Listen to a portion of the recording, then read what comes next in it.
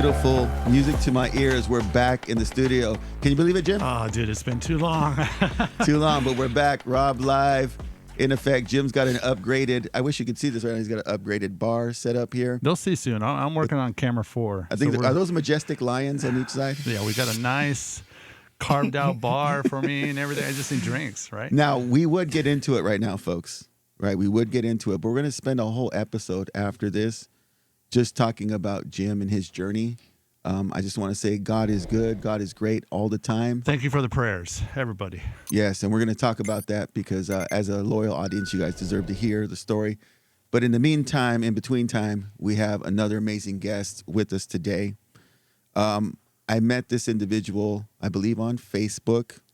And then my son had emergency surgery last week. And He's doing good? He's doing Yeah. All right. And I'm looking through my messages, and there's a message because we've been talking about having him come on the show. He's coming all the way from Hotlanta. It is the Entrepreneur Supreme. Michael Washington, a.k.a. Mike Wash, is in the house. Thank you for coming, brother. What's up, brother? It's been a long time coming, huh? Absolutely, and thank you for having me. Excited to meet Jim, and yeah, prayers for everything that you're going Thanks, through. brother. Yeah, it's good to see appreciate you're it. on the right, like you're going on the right direction. You got to be positive. Robert, you gave me a lot of Absolutely. earfuls of saying just be positive. I'm on my 3rd surgery, and it's looking good this time. So thank you. You manifest positive things, and they'll happen. That's just kind of how it works. So yeah, you speak like you're good. We're grateful, right? And that's kind of what the world gives to you. So I think that's really cool. Glad to meet you in rare form. Nice. And I'm excited too because we didn't really say much about this, but we've been talking to this guy for over an hour before we even started this. So it's like there's a lot of info. There's a lot of great information from Mike. I want to start, like as always, right from the beginning. So I believe you're originally from Lemoore. Is that correct? I'm from the small town of Lemoore. Absolutely. Now, is it Lemoore or is it Lemoore? It's whatever you want it to be, actually. I mean, we go back and forth. You know what I mean? So, yeah, I always call it Lemoore. And so we had talked earlier about this, your school experience. You weren't necessarily excited about school. You're talking about as a young student, right? Yeah. Hated school. Love sports. Love getting dressed and looking cool. Yeah. Even like the girls, right? Yeah. Hated school, though. And I think it's because the way the teachers taught, right? Not everybody should be coached the same. Not everybody should be taught the same. And I know that you only get a certain amount of time and it's a big group, so you try to make it a one size fits all. Yeah. But nowadays you start to see that there's different ways to be taught. For instance, I never knew much about the Bible. And I recently bought this, it's called the Action Bible, and it's like a comic book, but it shows you start to finish, like what the Bible is, Adam and Eve, Cain and Abel, all the stories. And I'm like, man, if I would have read this instead of seeing this old Bible shoved in my face and you have to go to church, I would have loved learning about the Bible, right? Because we learn differently. There's also a new app out. I think it's called Epic Talk, and it talks about history, but it's like a 10-minute, not anime, but like a cartoon story, and it talks about did you know that this happened in the 1960s and a man took over a whole country and he starved families, over 1 million people died. And it'll say this is Julius Caesar, but you don't learn about this in school. It's waiting for you in the app. And it's the voice of the cinematic voice, and then the cartoon that plays. And, people learn better when they're looking at things, right? So that's who I am. I'm the hands-on learner. I got to watch something. And to be honest with you, most of my life, the entrepreneur journey and all these things, I watched a lot of movies and kind of took things and used them, and they worked. I didn't have a mentor. I didn't have anybody to say, do this, try that. So I kind of just said, all right, cool. Well, I have this big imagination, right? I'm going to watch these things, and if it looks like they were successful, I'm going to try it. And most of the time it works. So I know we kind of got off topic, but hated school, but I love the way not learning is now. I love that history app. Right now I want to learn about history, science, right? Finances, financial literacy. Schools would make it not cool at all to learn things that we needed to know in life, right? And then in high school, they took away plumbing. They took away all these things that were actually giving these kids jobs. with no guidance, right? And you threw things in there that, I think it was like checking a box, right? Now we're gonna do home ec, Not anymore. Not anymore. Yeah. Wood shop, auto shop. Yeah. Can't even change the oil anymore. It's crazy. There you go. So I think we need more of that. 2026, more entrepreneurs. Not everybody fits in a box, and I like that we're kind of being forced to teach differently. That makes sense. So yeah. No, that's good. So Lemoore High School? Lemoore High School, and then was such a bad student that I had to transfer to King's Christian. Oh, okay. So graduated from King's Christian with a 3.3 GPA. Oh, okay. Yeah, but I ended up loving school at King's Christian. It was different. I guess the teachers have more of a one-on-one with you, right? It's the smaller schools, right? And I know teachers don't get paid like a whole bunch, so it's tough to ask them to work with all these kids they're not like, it's not related. They're not relatable to these kids, right? So it's like, well, man, you want me to go through all of these things, and I don't have that much time. You guys are not paying me that much for this, right? So it's tough trying to be a teacher and then trying to like customize who you are and to do certain things with, different individuals. Now, if you're a teacher with passion and you care and like, oh, that's a troubled kid off the record, Jim was saying, hey man, there's kids that, teachers come to me and say, oh, you got that kid, he's a bad kid. And you're like, man, I love this kid. It's because they're relatable to Jim. Jim takes the time out to learn the kid, right? They develop some type of bond and trust. And then when Jim says, hey man, I need you to do better at this, the kid takes it seriously because he knows or she knows, well, Jim actually, he likes me. So he's not just judging me and trying to tell me what I need to do. He's invested into me, right? He has some skin in the game with me. So I want to listen to Jim and I want to do better for Jim. And me, I moved with Andrea Lott, Martin Lott, going into my junior year. And yes. Andrea Lott was like the greatest mother figure for me and showed me like love. So I want to do better for her. I wanted to have better grades. I wanted to be the greatest basketball player there, right? Football, like I want to do all these things. But most importantly, I didn't want to let her down, right? Because she was the athletic director there. She was my mother. And she went first. She gave me the unconditional love and she showed me grace.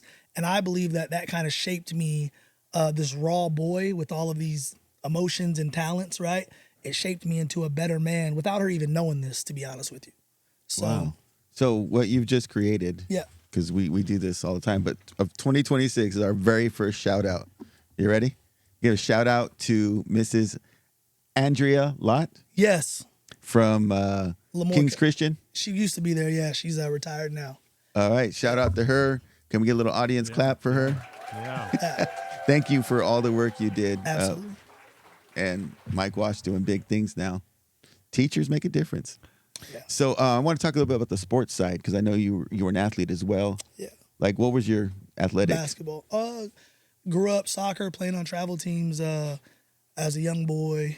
Basketball, AAU, played on a lot of AAU teams. Football, played football as a high school kid. I was really good in high school football because I was good in basketball. I was just a natural athlete and a competitor. I have like this Kobe Bryant mentality mindset that it's not that I don't want others to be better than me. It's that I want to become better than me every single day, if that makes sense, right? Yeah. I want to keep showing up. I want to keep winning. I want to keep winning championships. So like that mindset as a kid, and it's like a chip on my shoulder.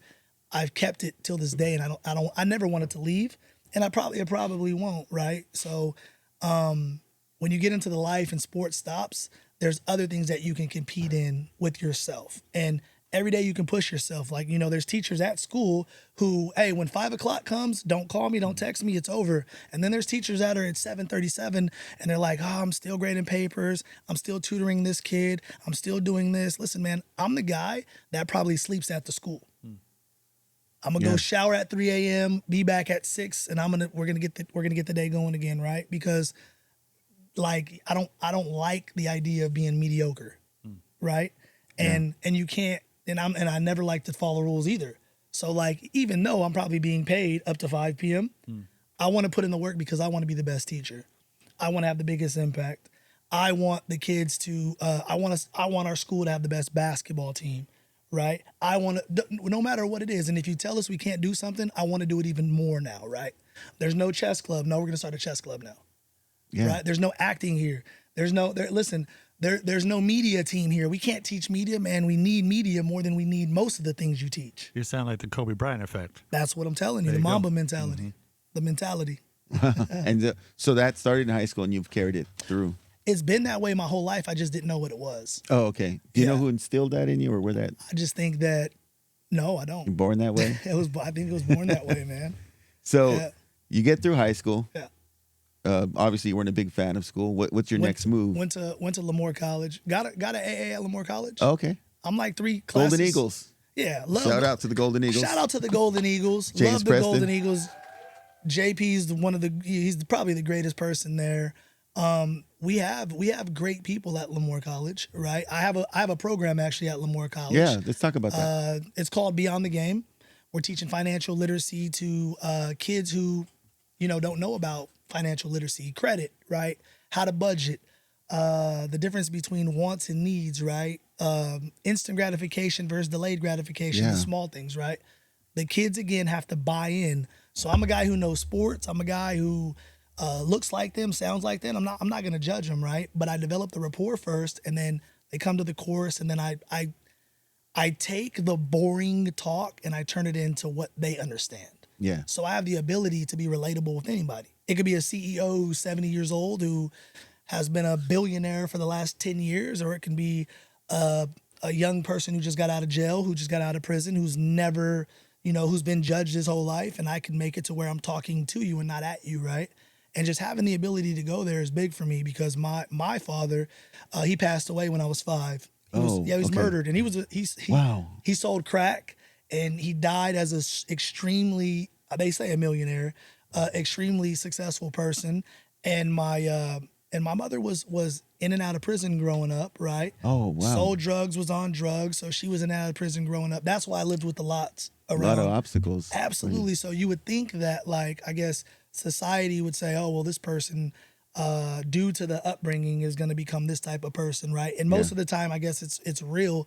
But for me, I learn 2 ways. I see somebody and I'm like, okay, I either really want to be that, or I want to take some things that I like from that, or I absolutely don't want to be that, right? So growing up, seeing people on drugs, selling drugs, it wasn't good for me. I didn't like it. I never did drugs, never tried drugs.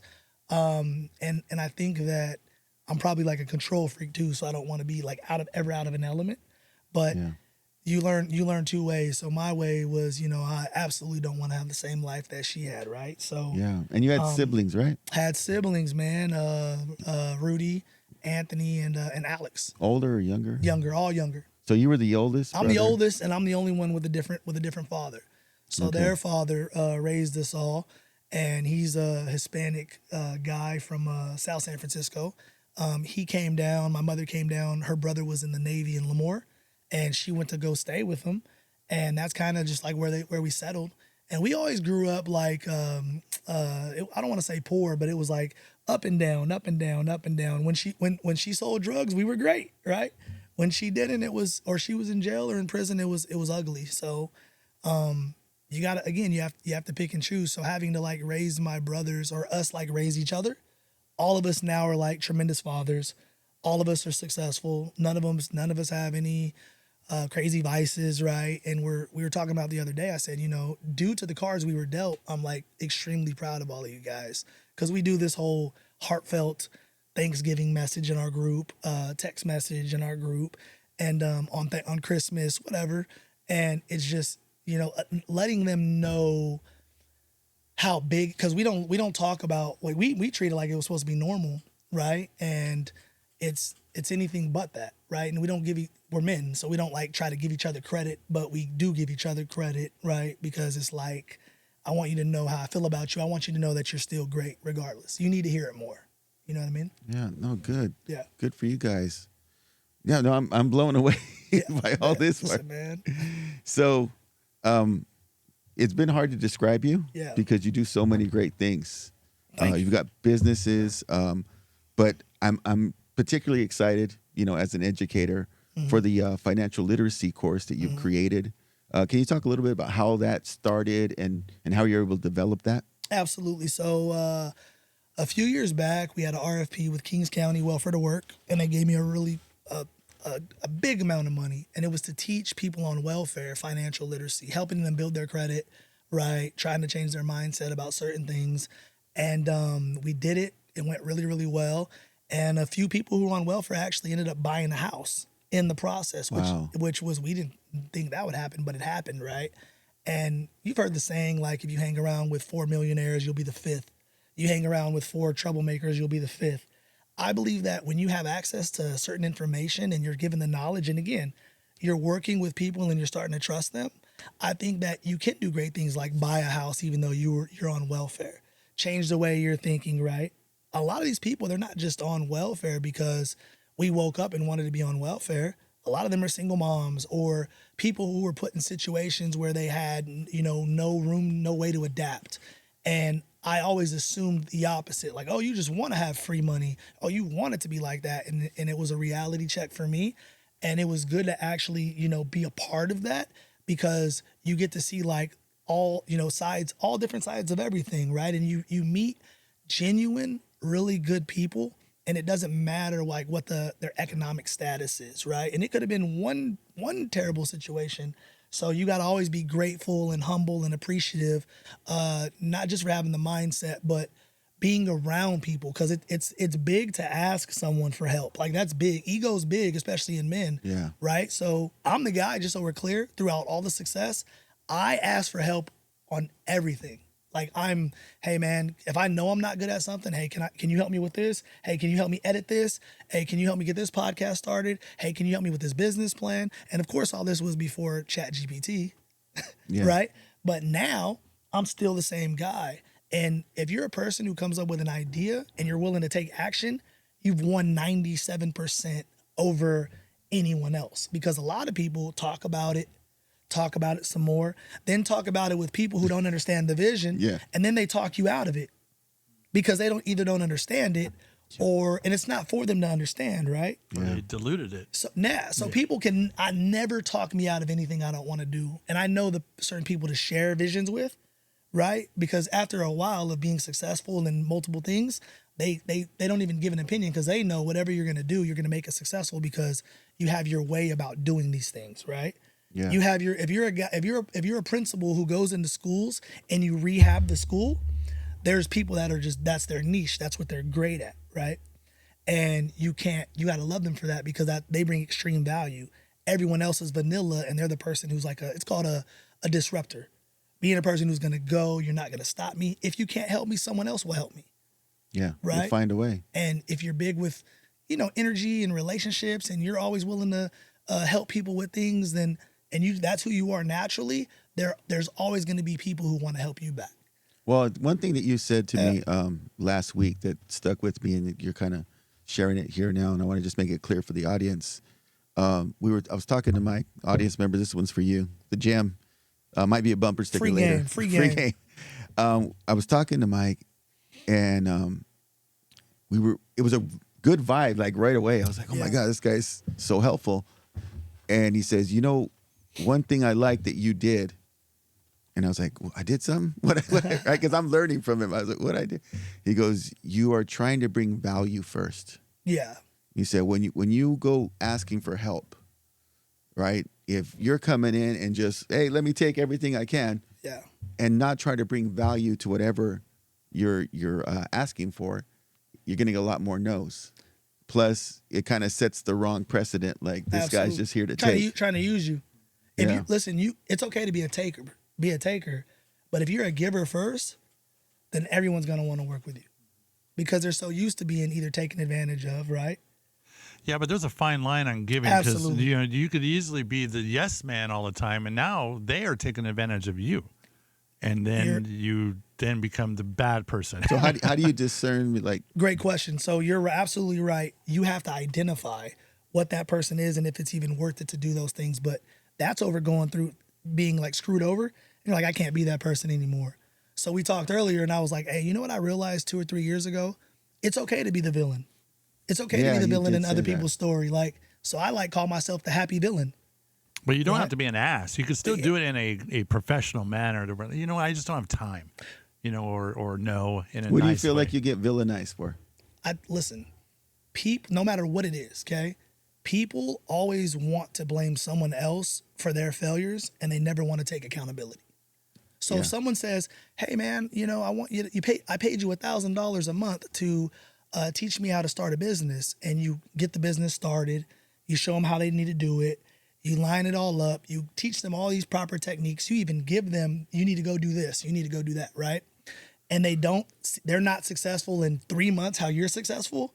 Oh, well, I paid $1,000 a month and I invested, because they don't understand investments, right? I gave this money and I thought that I was going to become this and I was going to do this. And this is why, this is why women go get BBLs instead of eating right and hitting the gym, right? Because it's microwave instead of oven, right? This is why. And what happens when you're eating the fast food every day? What happens when you go take the fat out of your body and you're not changing your habits of working out, eating properly, drinking water? What's going to happen? Even with a BBL, when the doctor takes all the fat out of you, 3 years later, you're going to be fat again because your habits didn't change, right? Your mind didn't change. Your habits didn't change. Nothing changed. You didn't work for it. So you don't appreciate it. It's like the kid who was given us first car, right? I'm going to give you this Mustang, versus the kid whose family couldn't afford the car. So he went to go work all summer at the grocery store and bought his first Mustang. He's going to wash the car every day because that kid put blood, sweat, and tears into it, right? And I put blood, sweat, and tears in my craft when I was as a kid, right? Yeah. And you have to identify, make choices like, okay, it's worth it to do this with this person or for this person, or it's not. And you learn lessons along the way. And you eventually come to villain because you're like, no, I'm not doing that shit. Sorry for cussing. We have a friend that my brother inherited a lot of money several years back from a mishap from his fiance. Mm-hmm. Anyways, and he inherited about almost $200,000. And a buddy of ours was telling me, like, what should he do with that money? Yeah. And he started blowing it, right? Yeah. He goes, dude, your brother, and if everyone hears this, he will always be, and a lot of this goes to a lot of people. He will always be an uneducated minimum wage man, whether he has millions in the bank or not.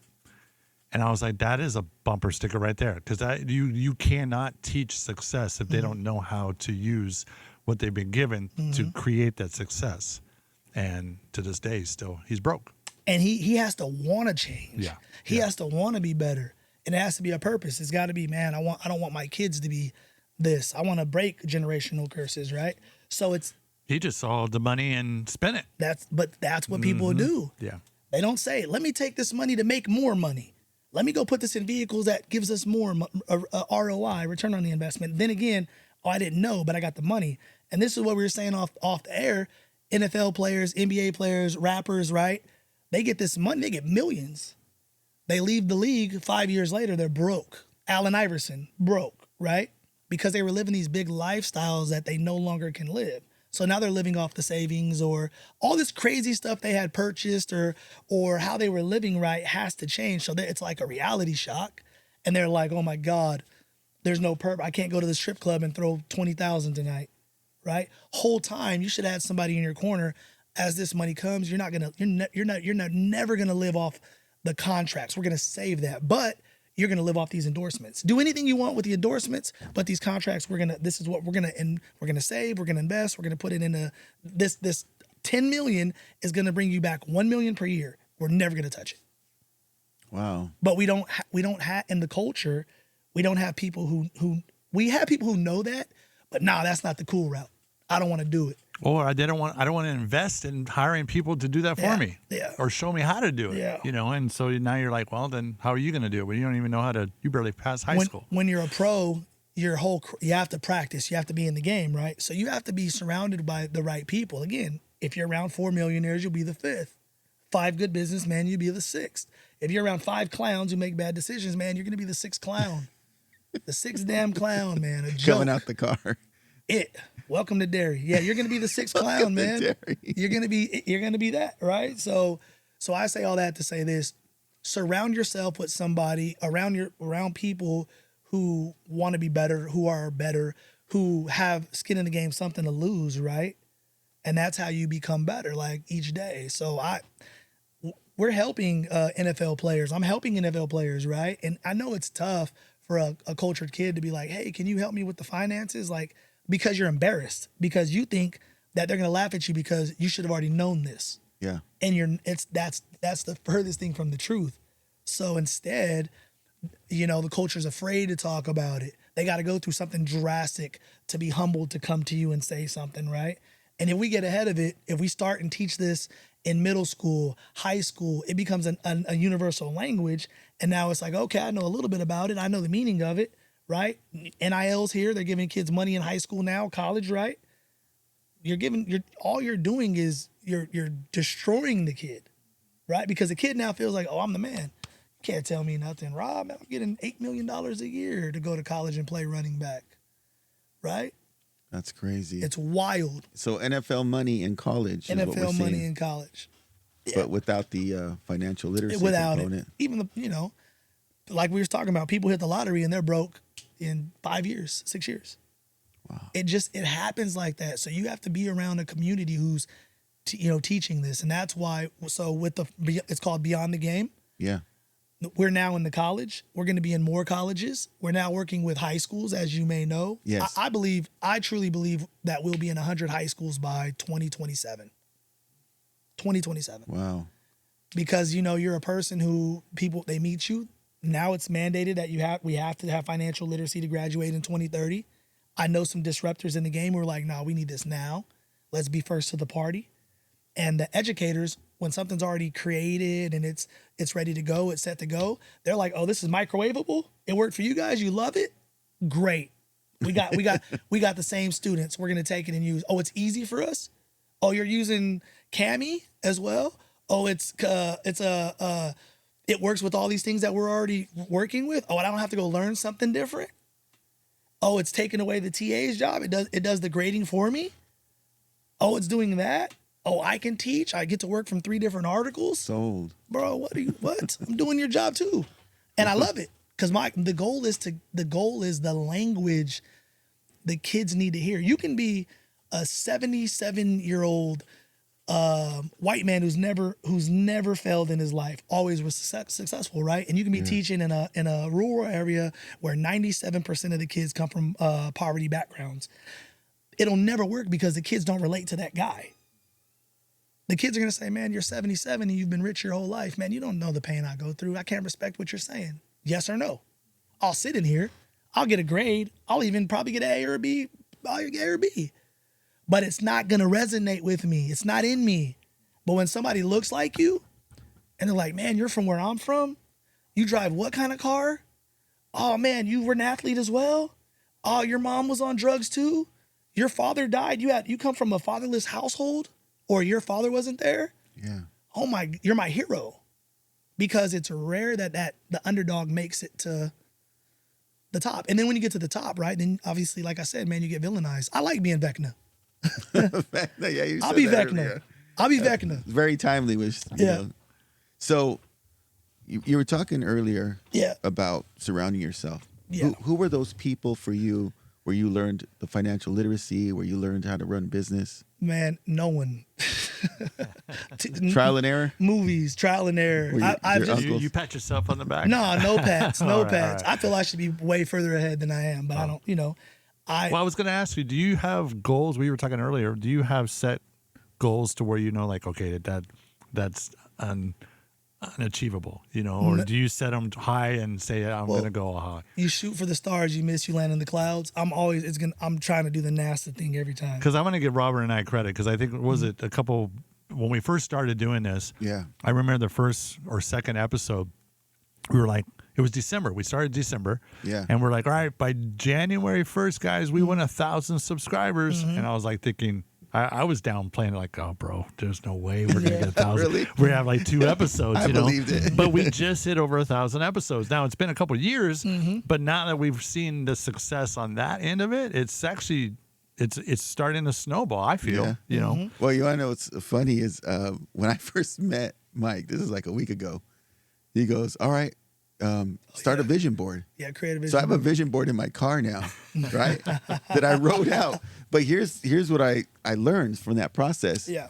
It just writing it out and seeing it gets you thinking differently. It's And reality. I didn't expect that. I was like, it's because I put down, okay, this is for you guys. We put down 100,000 subscribers in 2026.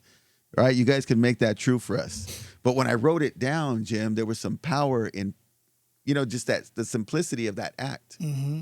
Right? I wrote down my daughter's quinceañera's coming up and, coming up with a budget for that. We've talked about it, but now that it's on that vision board and it's up on my... It's a real thing. Yeah, it's in so the universe. thank you for that. No, you're welcome. That was just a week ago. Have you had kids sign up for an activity or something, or they just say, "Yeah, we'll be there, Mr. I, we'll be there, Mr. Chance, and whatever," and I'm like, no one showed up, know, but then I'm like, I'll have a sign up sheet, and then now they have. So what I do is they check out equipment, and so if their name is next to the equipment number and the date and time and stuff, it's a contract. So now there's something in their head if they've signed it, and it must be important if I'm signing for it, and it's kind of like a psychological thing for them. I don't know. Absolutely. Yeah. Writing things down. Yeah. Steve Harvey has a whole video on writing down 300 things. Yeah. Right? I love listening to him as well. He's got a good energy about him. Who are some guys you listen to? Steve's one. Matter of fact, years ago, Steve Harvey, I watched the video and he said, man, I only travel in first class. And he said, it's not because I want to be extra or anything like that, but he said it actually just becomes a standard in my life. And I started doing that like 5-6 years ago, and it's been the same thing. And it's an expectation of yourself, right? It's not that I want to spend this money. It's no. I'm a first class person. I'm an elite person. And the more you say that and more you say that and you say that and you live that, you actually become that.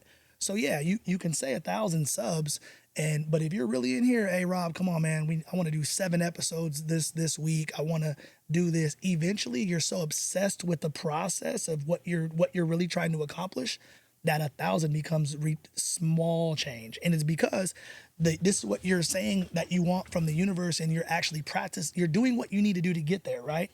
And then you'll get a video. Shannon Sharp had a video with Cat Williams that went viral. Yes. And then all of a sudden, you know what I'm saying? The value of him is ridiculous.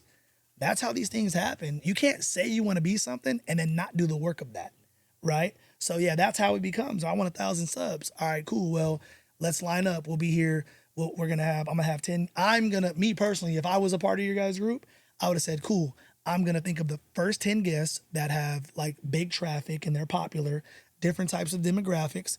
I'm gonna write out a show. The show will be produced, built around who they are, what they are. I'm going to make them feel a certain way. And then I'm going to ask them to obviously promote, right?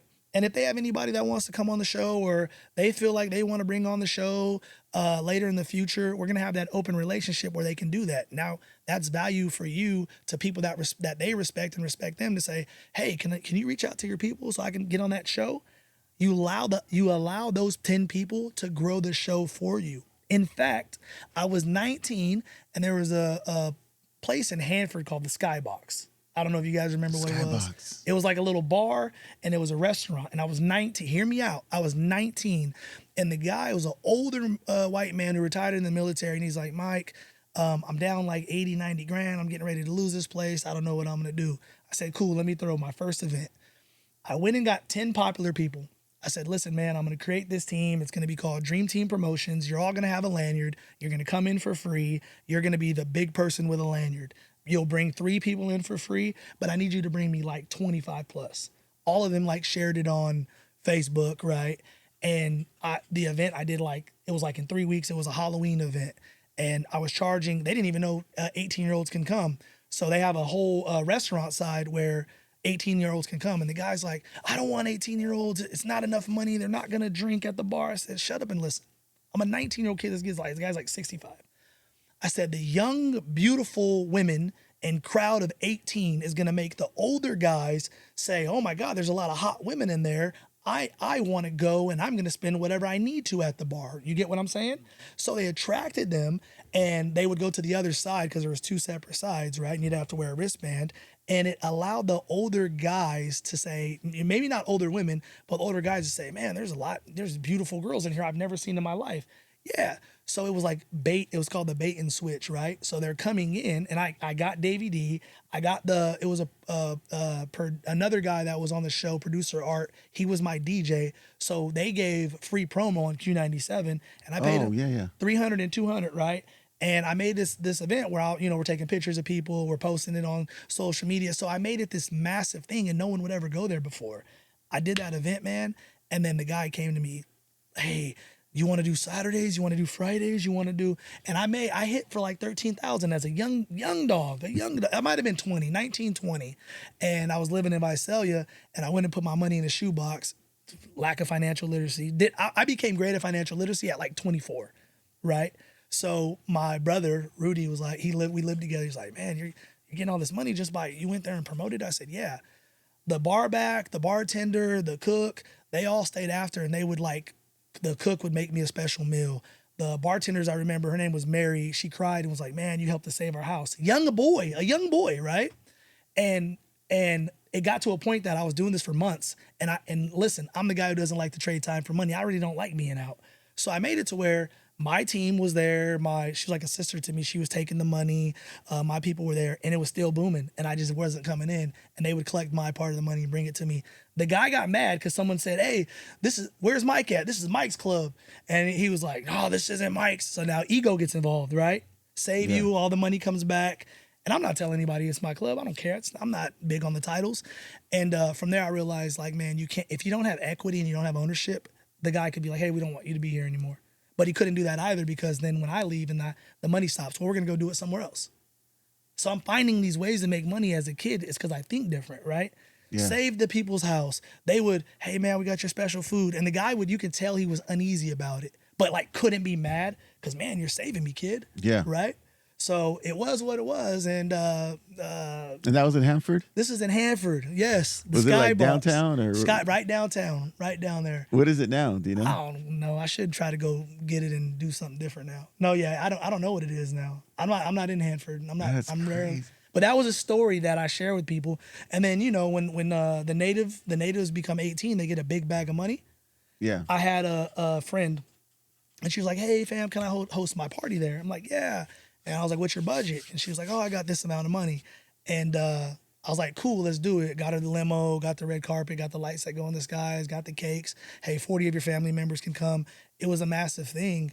And that day, I'm still the same age, man. And that day I walked out with like 27K cash with what I made from then, and then from her, and then and I'm like, man, I love that. I don't think I have to just go this one route to be this. And I was like, I'm different, but different in a good way. And that was when you started expanding from there. We're out to the race. We're out to the race. Off to the races after that. So as far as different types of businesses, I know solar, right? Man, promotions. Yeah, else? We've done everything. HVAC, roofings, financial literacy, solar, home health care, right? There's credit repair. Jumping into the real estate now, right? I own a bunch of homes on the East Coast, and I like Section 8 them. I learned that game a couple years ago, and it's been good. But helping other people's businesses scale, and then having ownership in those businesses is like what I like to do most. Okay. Yeah, because you come in and you just identify what's not working or what's broken. And okay, we can automate this, or let's change this, or let's do this, or let's do that, and then it works, and then everyone again gets to do what it is that they're actually good at, and you put the right players in the right places, and then we start producing, and then from there everybody's happy when you're winning, right? Yeah. They hate each other when they're losing, and it makes sense, right? It sounds like a lot of moving parts. Yeah. How do you track? I'm Vecna. I'm telling, look, I got this going here, this going. I'm in here, I'm Vecna, man. Is there a visual somewhere with all of this written out? It's all in my mind, man. That's the vision board. And that's the vault. The vault. So let's say, yeah, I got 5 businesses. Yeah. Am I checking in with each one daily? No. Weekly? Everybody, there's the different businesses are different types of businesses. So I have a bunch of like smaller ones. I have a bunch of like medium ones, and then I have a bunch of big ones, right? So the big ones are like, okay, You create the financial literacy platform. You create something that's unique. And then I want 100 schools. From the 100 schools, I want 1,000 schools, right? I want 2,500 schools. And then I want to license it. I want to own the intellectual property. Then from there, since I already have a good relationships in these schools, I want to see what else the school needs. Well, Mike, we also have a budget for entrepreneurship, but we don't know how to run entrepreneurship. Listen, one thing that's big for the young kids nowadays, especially in poverty like areas, they all want to be barbers. Let's open up the Barber Academy. One of my good friends is the shout out to T. He's the official barber for the Niners and the Stanford Cardinals. Well, me and him will create we'll create a curriculum. Right, it'll be where the district says it's okay. It appeases a district, right? And we'll use his, not just his name and likeliness, right? But then we'll work some type of partnership with the 49ers to now, the school now has a relationship with the 49ers. And a proven guy who's sponsored by Andy's, who's sponsored by these things. It all is through. I want the barber thing here in the Valley. I got it tonight, and I pitched this at Hanford West. Loved it. We wanted to do it something like this last year, but they told us we had to do X, Y, Z. Shout out to Katie Culver, a disruptor. Someone who is like super passionate, super loving, is going to do what she knows is right, and is not going to allow, even if you're in a higher position than her, she's not going to allow you to hold her down. She's going to figure out, okay, well, what are the steps to becoming this or doing this the right way? And that, I love that. Because you're not a yes man, a yes woman, and everyone else just like dies. No, you can't do that. All right, I'll die. We need disruptors. We want to change the game. We want to change the way we're thinking. Jim has his own, curriculum at schools. And he probably had to fight tooth and nail for a while to keep those things. Those things now today in 2026 are more valuable than probably 80% of the things they teach in school, right? Yeah. The marketing, the business, media, not understanding that a commercial can bring you the 1,000 subs, right? Not understanding that a proper introduction can allow people to take you serious. All of this is massive for small businesses, big businesses, institutions, anyone and everyone. That is massive, right? So he's ahead of a curve. Okay, listen, I wanna teach these kids to be able to start their own businesses. And this is whether they're going into film, whether they're just going into, like I said, they're going to be marketing for a company. You can learn this and go into 100 different industries and still have a place to be extremely successful. Wow. But this is the thing though, they'll dumb Jim down because they don't understand the value of it. So you have to have somebody with results come back and say, this is what we need to do. Oh, okay, he's successful. We're going to listen to it finally. They've been saying this for 10 years. Why did it take a kid to come? Why did it take someone bigger to come do that? It's either that or you put yourself in position to become a principal or to be the change. And then we're going to do that. And then now you got to do it little by little, because now you're trying to like also not offend, but like move the people out of the way who are just the people who say, well, at 5 o'clock, I don't get paid anymore. I'm not doing that. No. I want everyone on my team to be able to answer text messages at 9 p.m., to have passion. And if your goal is to move up and make more money, this is how you're going to do it. It's not going to be you tenured in, you've been here for 11 years, and you drink a coffee and you teach the same curriculum. Oh, that's trash. That's trash. And you're cheating the kids. You're cheating the kids, man. So speaking of the kids, we might have. Hey, I hope this doesn't block my the way I'm moving and grooving in the communities. No. I'm passionate for my Jim's people in loving the class. all of it. All of it, yeah. This is real shit. You're like an inspirational speaker, man. Happy Vecna. No, So here's the deal. We got some young kids might be watching this, right? And they're like, man, I like what Mike Wash is saying. I've got a business idea. Yeah. What would be the first 3 to 5 steps that you would recommend they take? Just start. Just start. Hey, you want to cut hair? Just start cutting hair now. Practice on your brothers, not your sisters, right? Your friends. Yeah. Start now. Take it serious. So number within a one, year, you start. But what about this idea? They say, hey, I don't have a plan yet. I'm gonna tell you. Yeah. So the idea is, I want to cut hair. I want to be a barber. Yeah. See growth in it. Get confident in it, right? Get a little better. And then say, well, what's next? Well, now you have skin in the game, which is time, right? And you've gotten better. Oh, I know I could fade. What? I got it. I could talk to clients, right? I talk to my little buddies when we're cutting hair. Right? Yeah. I'm good at this, right? After a while, then you say, okay, how do I go get how do I get a license? Right? That's the next step, right? But don't go put all these obstacles in front of you that you've never heard of and say, oh, I got to do all of that to cut hair. Man, I'd rather not. I'll go work at Chipotle.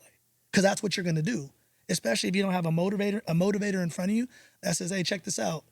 Let's just go. I told you guys off the record, my son, young son that brought into the relationship, hey man, you're gonna run this HVAC company, right? Started off 5-6 months ago. We have 4 vans now. You're gonna train every person that comes. You're gonna, pops, I backed into somebody's car. Cool. Go talk to him and you're gonna deal with the insurance.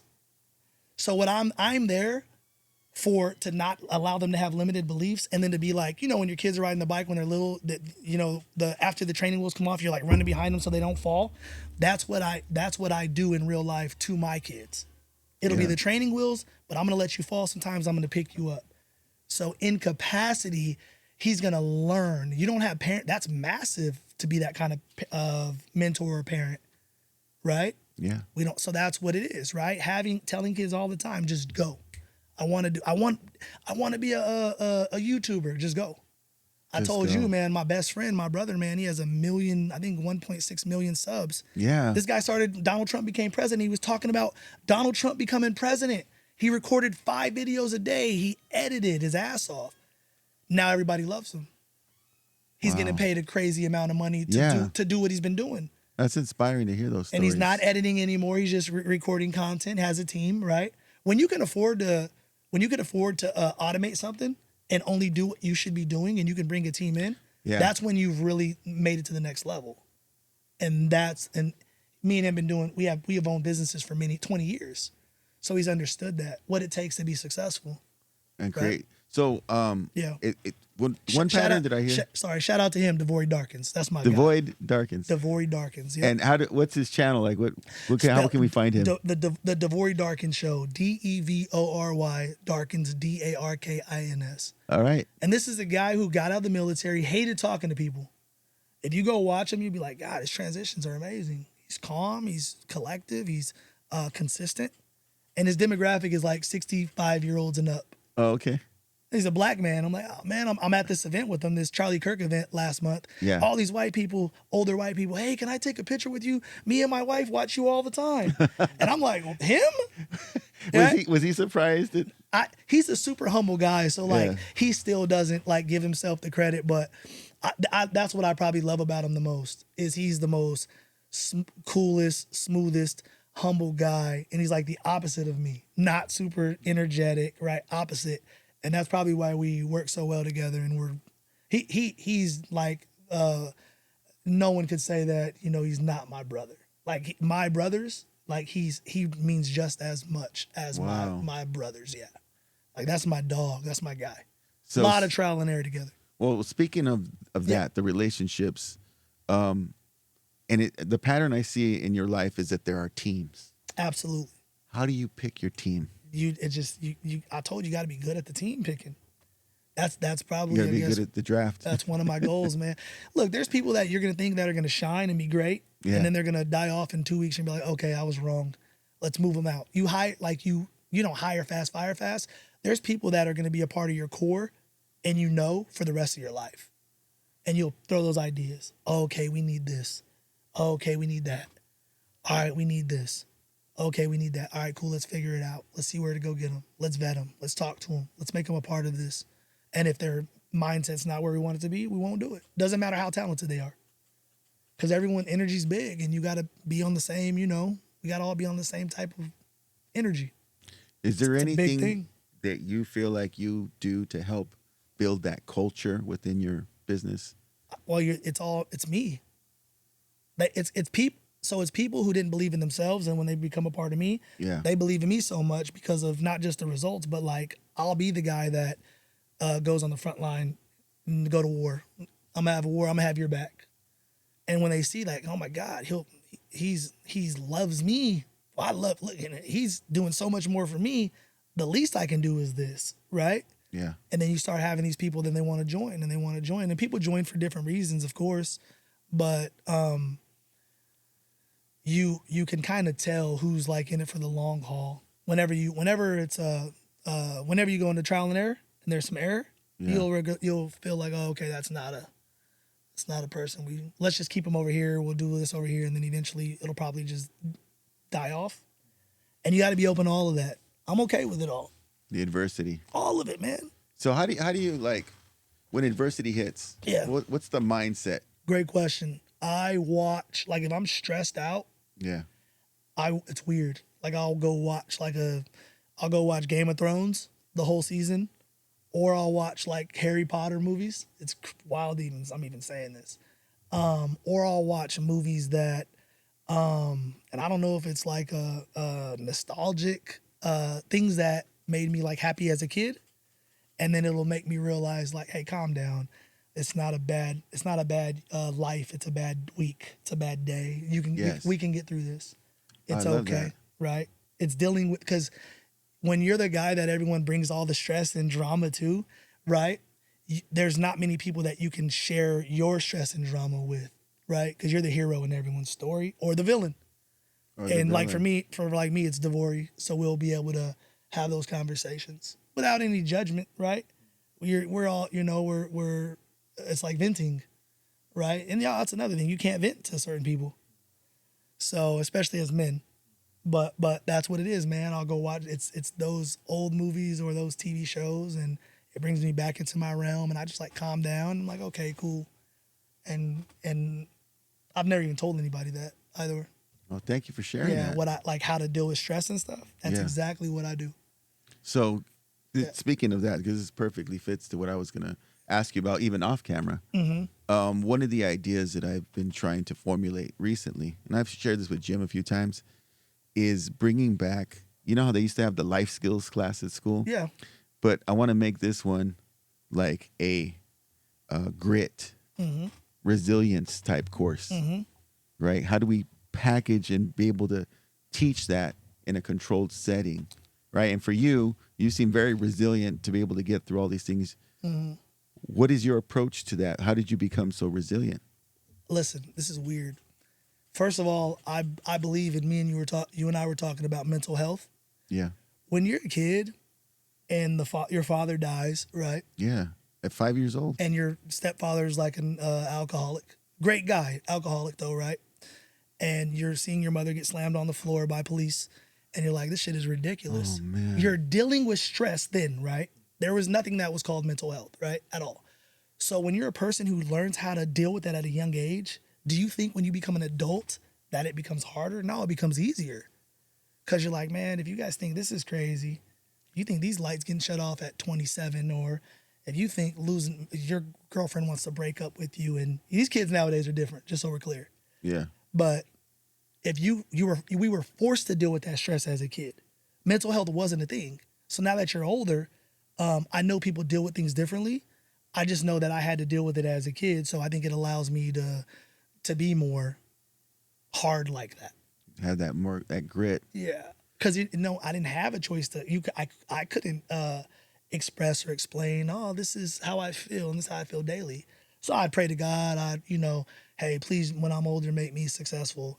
When I'm older, let me be a good father. What role does faith play in all of this for you? So I have a great relationship with the Lord, right?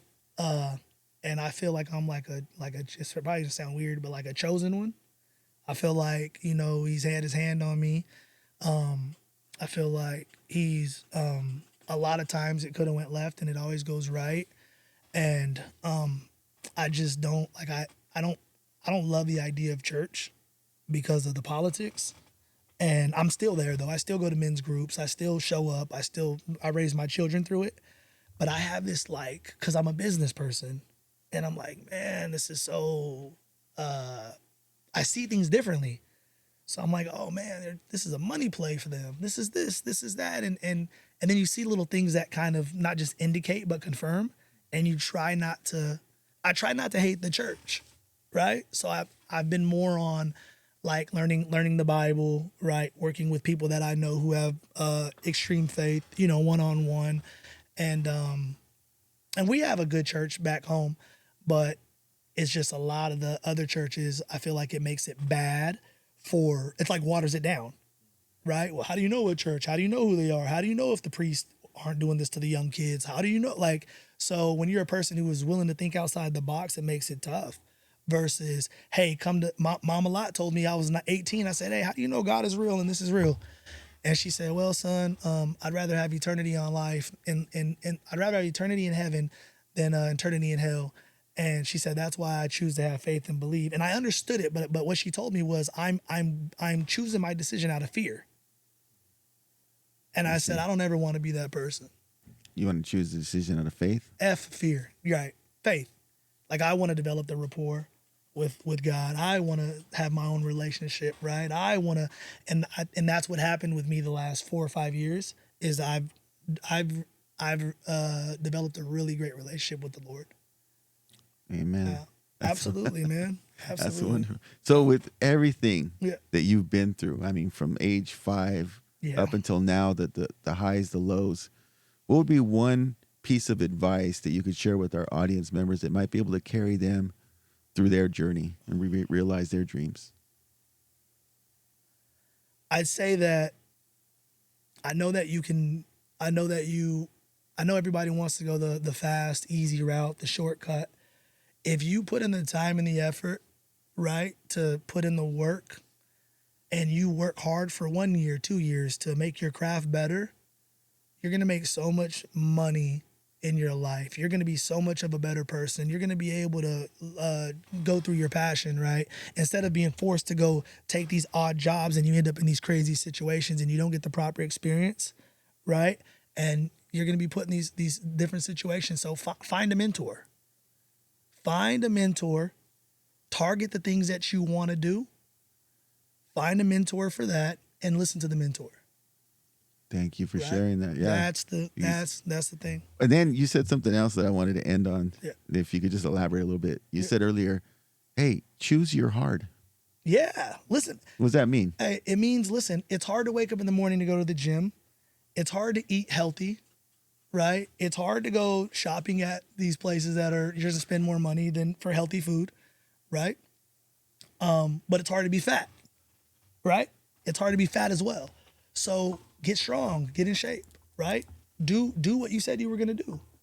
Stop lying to yourself, right? It's hard either way. It's hard either way, but I tell you what, when you become older, 40 plus, and you're fat, it's harder to get that fat off the body.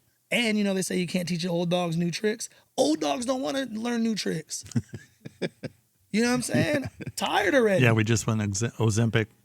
We want Ozempic. We want BBLs, right? Yeah. And it's like, damn, you look great. You look great. And you look great for 3 years, and then you're back to terrible. Because habits, like you said, because you didn't shape your habits. You didn't wake up, and you didn't, I told you, the kid who actually bought the car instead of the kid that was given the car, the kid's going to respect him more because he put in the work. Yeah. So put in the work. There it is. Put in the work, right? You won't regret it. And you do it as a young kid, this becomes who you are. It's who you become, right? And at the end of the day, I'd much rather choose that hard than being the other hard. Amen. Choose your hard. Can we get a round of applause for that? Yeah. A lot of gems today. A lot of gems and gems. Love it. Right here by Mike Wash. Well, thank you so much for coming on the show. Yeah. Anything you want to share, we're going to put on the link. I know you got a bunch of things coming out. Yeah. And as soon as they come out, we'd love to be here and share them. And thank you for making the way all the way from Hotlanta, Georgia. ATL, baby. Out to here in, I was going to say not Lemoore, Madera Ranchos, the Ranchos. Yeah, in the boonies. You didn't write a book, dude. I do have a book. Oh, yeah. Yes, a book. I have a children's book. It's called Felix Gets a Credit Card. Felix Gets a Credit Card. And I have a financial literacy curriculum based off that as well for children, which I'm going to roll out once all this other stuff settles. We can't wait to see it all. We're going to support it all and post it. Damn. Share it. There's a bunch of adventures to it. There's like a lot. 26 books to it as well. Jeez. I got a physical book it was like a little nationwide thing from here to New York on a bunch of TV stations. Yeah. And it was great. It was big. I loved it. Wow. Okay. You said a lot. Are you at the point where you know what works? You said it earlier, but as far as like knowing, okay, I'm going to slow down and I'm going to focus on this. Yeah. Are you at that? Yeah. I mean, Yeah. So, but I'm sure you're your energy is like, I still got it. I want to do all this stuff and keep going. But, Yeah. We die when we stop doing the Right, things there we you go. love. Yeah. Oh, there's another bumper there sticker. it is right there. That's What? right. What was it? Oh, we die when we stop. Yeah, so Jim has this dream. We're going to turn all these Free great game. gems into, bumper stickers. Yeah. Well, thank you guys, audience, for being here again. It's wonderful to be back in the studio with Jim. We're so grateful for Jim. God is good all the time. We're blessed. We're grateful for Mike Wash being here with us today, and we can't wait to see all the wonderful things he's going to be doing throughout the years. But until next time, love you guys. Thank you for following. Thanks for hanging out with us. And as always, it's love, peace, and chicken grease. We out.